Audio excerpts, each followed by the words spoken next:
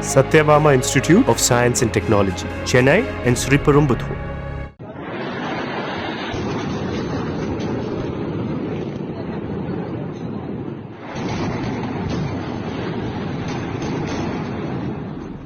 பாகிஸ்தான் மற்றும் பாகிஸ்தான் ஆக்கிரமிப்பு பகுதிகளில் இந்திய ராணுவ அதிரடி தாக்குதலை நடத்தி கொண்டிருந்த அதே இரவில் சமூக வலைதளத்தில் பரப்பப்பட்ட போலியான தகவல்களை ஆதாரத்துடன் நிரூபித்த ஊடகவியலாளர் முகமது ஜுஃபைரை இணையதளவாசிகள் பலரும் பாராட்டியும் கொண்டாடியும் வருகின்றனர்.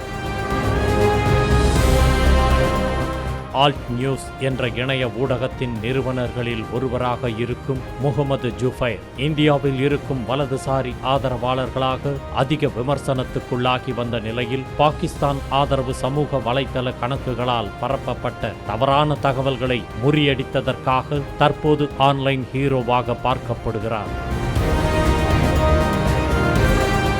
பலரும் என்னை மிகவும் பாராட்டி வருகின்றனர். ஆனால் நான் ஒரு போலி செய்திகளை பார்க்கும் போதெல்லாம் மதம் மற்றும் நாடு கடந்து அவற்றை முறியடித்துள்ளதாக கூறுகிறார் ஜுஃபைர். தான் இதை முதல் முறையாக செய்வதைப் போல பலர் நினைப்பதாகவும் ஆனால் இதை பல ஆண்டுகளாக செய்து வருவதாகவும் கூறினார்.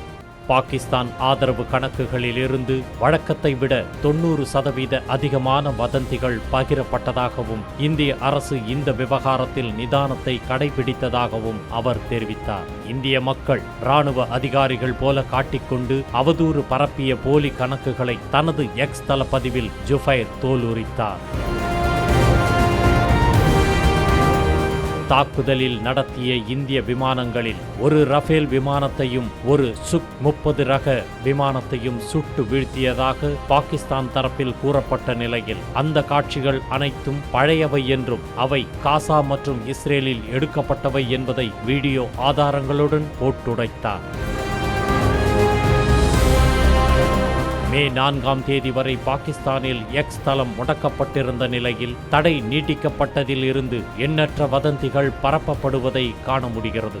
பாகிஸ்தானி என்ற சுபைர் மீது அவதூறு பரப்பிய அதே நபர்கள் இன்று பாகிஸ்தானின் அவதூறுகளை முறியடித்ததற்காக நாயகனாக கொண்டாடுகின்றனர். போற்றலுக்கும் தூற்றலுக்கும் மத்தியில் இணையத்தில் பகிரப்படும் பொய் செய்திகளை முறியடிப்பதை முதன்மையாக கொண்டு செயல்பட்டு வரும் முகமது ஜுஃபைர் பாகிஸ்தானின் அவதூறுகளை முறியடிப்பதில் காட்டிய பங்களிப்பு அளப்பரியது என்கின்றனர் நெட்டிசன்கள்.